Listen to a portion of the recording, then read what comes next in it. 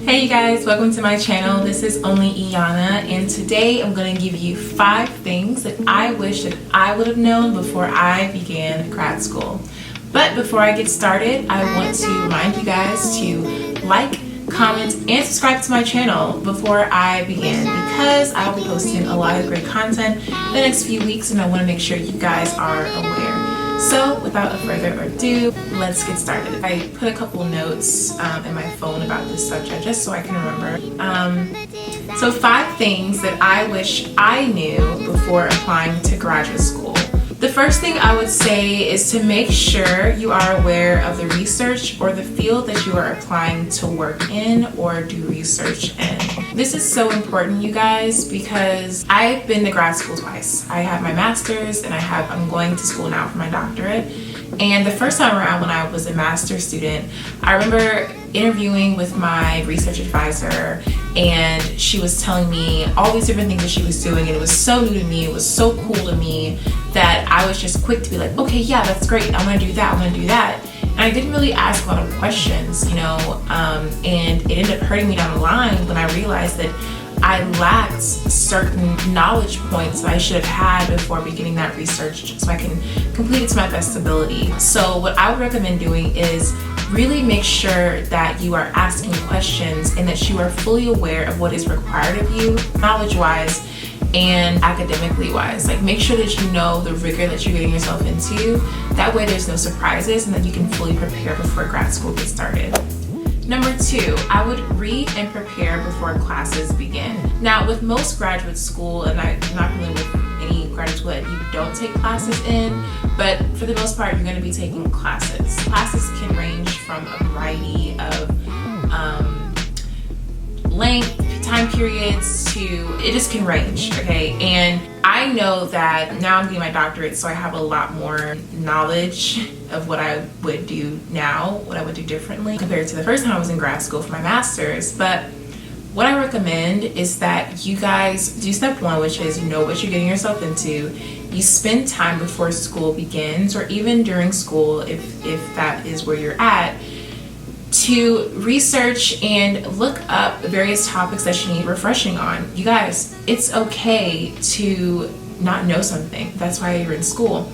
So don't be ashamed or afraid to admit that you need help or that you need extra resources to kind of catch you up to the speed and the rigor of the classes you're taking. It's okay, and the good thing is, even if you think that you're aware, it's still good to just go ahead and refresh yourself, because you never know, you may catch something that you didn't know, or you may be able to kind of fine-tune some of the things that you need to be successful in your classes, and it'll put you ahead of the curve. So if you want to do that, I recommend just doing the extra work and doing your best. That way it'll pay off in the long run. Number 3 would be to try to visit the school beforehand. And by visiting the school, I mean when you're at the stage of applying to grad school, or even when you get in grad school, and that's the best time to visit schools, because you really haven't made any commitments to anyone just yet, but you're still shopping, right? So you want to make sure that your investment, which is your time and your money in some cases, is going in the right entity, right? So I would, if you can, visit schools. I know for doctoral students, we have this thing called Prospective Students Weekend. And during Prospective Students Weekend, schools that we've been accepted to will fly us out to that particular university, that particular department, and they will wine and dine us. They will spend money on our hotels, they will spend money on our food, they will take us out to different events, they will explain more about their department, more about their program, and it's really a chance for not only the students to meet the other students that have been accepted that may be in their incoming class, but also to meet with the department and the faculty that they potentially could work with. But it's also to see, is this school the best fit for me? Do you like the city that it's in? Do you like the department? Do you like the culture of the department? Do you like the culture of the different groups that you're interacting with, that you may be doing research with? Do you like the culture of the student body, the graduate student body? Are you agreeing with the requirements of the program? For some programs, you may have to be a teaching assistant. For some, you may not. If teaching is something that you see yourself doing in the long run, then maybe that may be more beneficial to you as a student to get that experience. look to see how happy the students are. Do the students look sad? Do they look depressed? Do they have time to do other things outside of school? Those things are really important because it'll give you an insight into what your life could look like. You know, if everyone's walking around sad and moping around, then that could be you. So you really want to make sure that you know what you're getting yourself into and you know what you're investing in. School is like any other investment. You're investing your time, money, energy, things that you just can't get back, okay? You may be able to get money back, but time and energy, you really can't get back. You want to make sure that you're putting those things in the right place. So it's up to you, but if I were you, I would really make sure you're doing this correctly. Okay, number 4, you guys are gonna not like me for this, but it's true to a certain extent. Number 4 is ignore the ranking of the schools and or departments. I know. Rankings can be important and they do give us kind of an assessment of where the school is amongst other schools and other departments. But I think it's important that we try to ignore school rankings just for school rankings. For instance, you can go to the best school in the country, but if you're not happy, is it really the best for you, right? So I think that the most important thing when we consider school rankings is, okay, let me give us a good idea of the rigor or the prestige of the school or the department. But if they are not leading you into the direction that you want to go professionally, if they're not leading you in the direction that you want to go mentally, emotionally, physically, then I would leave it alone. I would go somewhere that may not be as ranked, but it's still giving you the best for you and it's making you happy. There are a lot of people that chase rankings. If they're not at the best school, then they can't have it. And in the long run, what they're not seeing is that the best school may not be the best school, right? So if you're not happy in your department, if you're not getting along with different people in the department, then is it really the best for you?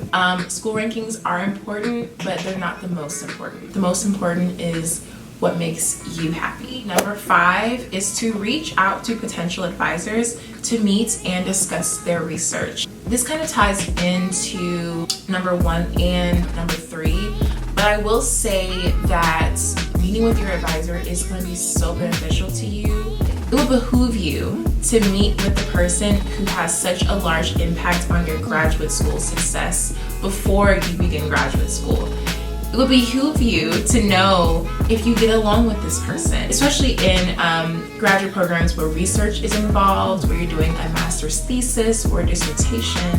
A research advisor is going to be one of the most important people that you're going to interact with for the next couple years or however long you're in grad school. A research advisor not only advises you on where your research should go, but they have to sign off on a lot of things that involve you while you're in the department or at your school. So if they don't like you or if you don't like them, I don't know if that's a good fit for you. I don't know if you should pursue that particular department or that particular person. The bonus tip is make sure that there are multiple people at your school that do what you want to do. And this is important because it's just in case something goes wrong or you don't get along with your advisor or maybe everything's going great at first, but you realize that, you know what, it's not what I thought it was going to be. If you have multiple people in your department or at your school that are doing the research that you want to do, that you know can put you in the place that you need to be for your professional career, then you know that's great. Then you can just go to them. But if you're at a place where